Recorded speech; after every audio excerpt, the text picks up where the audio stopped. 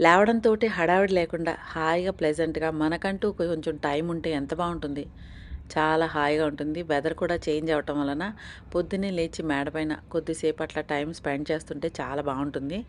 Hi! Hello! నమస్తే. Welcome back to my channel Bhagyalakshmi నివాసం.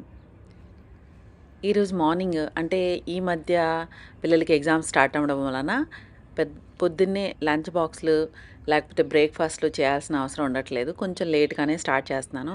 నాకంటూ టైం స్పెండ్ చేసి తర్వాత బ్రేక్‌ఫాస్ట్ ప్రోగ్రామ్‌లోకి వెళ్తున్నాను.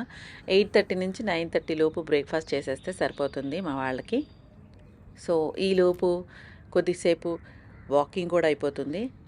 వెదరు కొంచెం మారింది కాబట్టి అంటే వచ్చే చలి అయితే గనక సీజన్‌లో స్టార్టింగ్‌లో చలి చాలా హార్ష్‌గా ఉంటుంది. వెళ్ళిపోయే సీజన్‌ది చలి చాలా బావుంటుంది. ఎందుకంటే అలవాటు పడిపోయి ఉంటుంది కదా బాడీ. సో, బావుంటుందనమాట. కొద్దిగా ఈ మధ్య ఆహ్, నేను వాకింగ్ కూడా స్టార్ట్ చేశాను.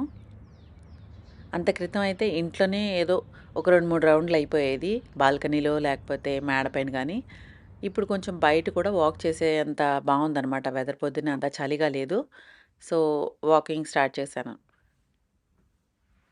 లోపల నుంచి వ్యూ చాలా బావుంటుందనమాట. సన్ రైజ్ కూడా చాలా బాగా కనబడుతుంది.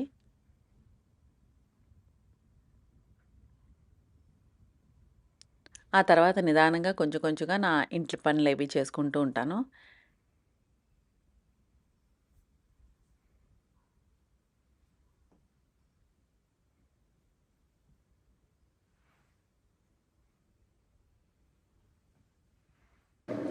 నేను లాస్ట్ పెట్టిన వీడియోలో మీరు చూసే ఉంటారు. దోసలకని పప్పు నానబెట్టుకున్నాను. సో, అదే పప్పుని రుబ్బుకుంటున్నాను. అదే క్లిప్పింగ్ అనమాట. కంటిన్యూషన్ క్లిప్పింగ్ అనమాట. నేను వెట్ గ్రైండర్ సింగిల్ పత్రం ఉన్న దాంట్లో వేస్తాననమాట. చాలా నీట్‌గా రుబ్బేస్తుంది ఇది. అండ్ ఇంకోటేంటంటే టేబుల్ టాప్ వెట్ గ్రైండర్ కూడా నేను యూజ్ చేశాను. బట్ అది అంత ఎఫిషియెంట్‌గా పనిచేసినట్టు ఉండదు. ఎక్కువ శ్రమగా ఉంటుందనమాట. పని ఎక్కువ ఉంటుంది దాంతో. ఇదైతే ఒకేసారి వేసుకోవచ్చు. నేను 3/4 కిలో క్వాంటిటీదనమాట నా గ్రైండరు. సో, ఒకేసారి వేసేసుకొని తీసేసుకోవచ్చు. చాలా పిండి కూడా చాలా ఈజీగా బాగా వస్తుందనమాట. ఇది బేస్ పిండిగా యూజ్ చేసుకుంటూ మనం దీంట్లోనే ఇంకా వేరే పిండి కూడా కలుపుకొని దోసలు వేసుకోవచ్చు హెల్తీ వేలో. జస్ట్ లైక్ రాగి పిండి కలుపుకోవచ్చు, ఓట్స్ పిండి కలుపుకోవచ్చు, జొన్న పిండి కలుపుకోవచ్చు. ఇంకా వేరే రకాలుగా ఎలా కావాలంటే అలాగా బేస్ పిండిగా ఇది తీసుకుని మిగతా ఏ పిండి కావాలంటే ఆ పిండి కలుపుకొని కూడా యూజ్ చేసుకోవచ్చు. ఎందుకంటే ఇది చాలా ఏరీగా ఉంది కాబట్టి. దీన్నే బయట ఉంచేస్తే గనుక ఫర్మెంటేషన్ మంచిగా అవుతుంది. నేనైతే వెంటనే ఫ్రిడ్జ్‌లో పెట్టేసుకుంటాను. ఎప్పుడు కావాలంటే అప్పుడు తీసుకొని పిండేదైనా కలపాలంటే కలుపుకోవచ్చు. లేదంటే అలా కూడా దోసలు వేసుకున్నా చాలా బాగా వస్తాయి. నేను టప్పర్‌వేర్ బాక్స్‌లో పెడతాను కాబట్టి ఇది 10 డేస్ వరకు యూజ్ చేసుకోవచ్చు. బట్ ఈ ఈ లోపులోనే అది అయిపోతుంది.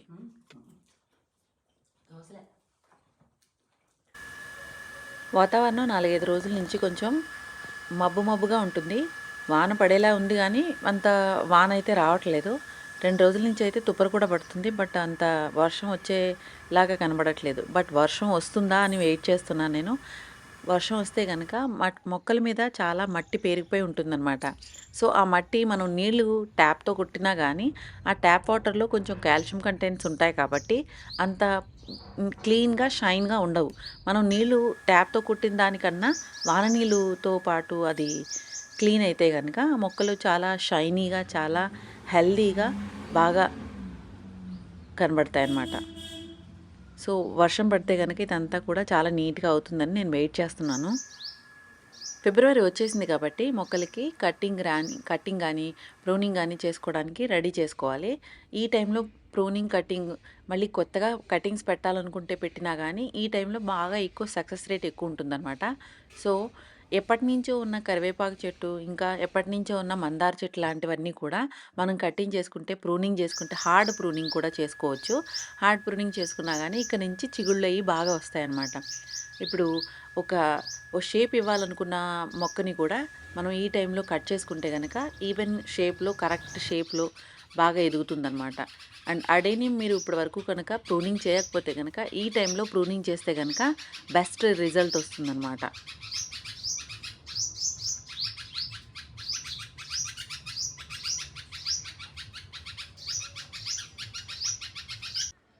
It is with immense joy and pride that next ఇది మా పాప స్కూల్లో గ్రాడ్యుయేషన్ డే అనమాట. తను 12థ్ అయిపోయింది. సో, గ్రాడ్యుయేషన్ డేకి మమ్మల్ని ఇన్వైట్ చేశారు స్కూల్ తరఫున. సో, ఆ ప్రోగ్రామ్ అటెండ్ అవ్వడానికి మేము వెళ్ళాం అనమాట.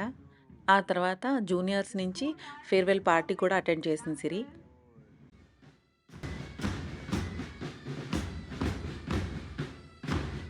The band is being led by Hadasan under the able guidance of Manju ma'am. Ladies and gentlemen, a round of applause for our school band. We can witness that class 12A would sing with a very venue.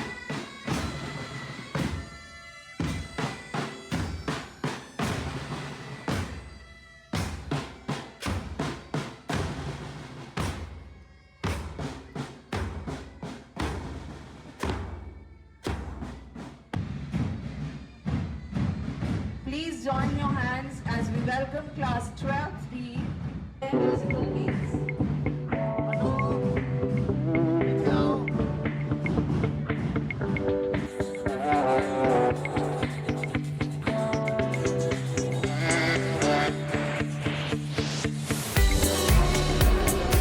Come on, hear it loud for our talented student, Shivali.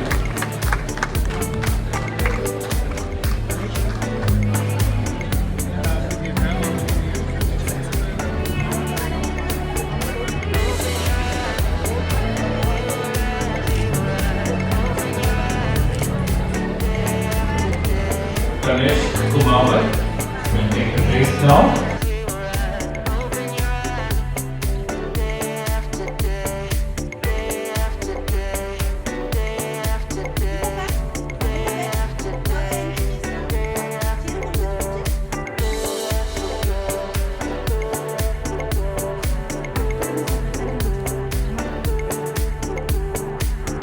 పిల్లలకి exams టైంలో ఏదో ఒకటి తినాలనిపిస్తూ ఉంటుందనమాట.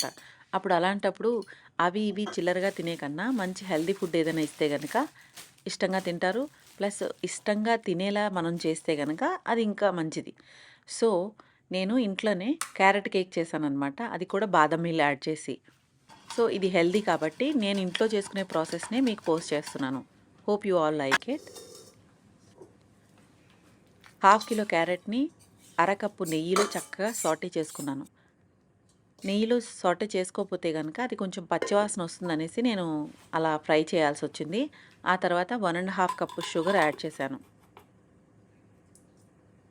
ఒక half cup వరకు బాదం పప్పులు మిక్సీలో పట్టేస్తే గనక బాదం మీల్ అవుతుంది.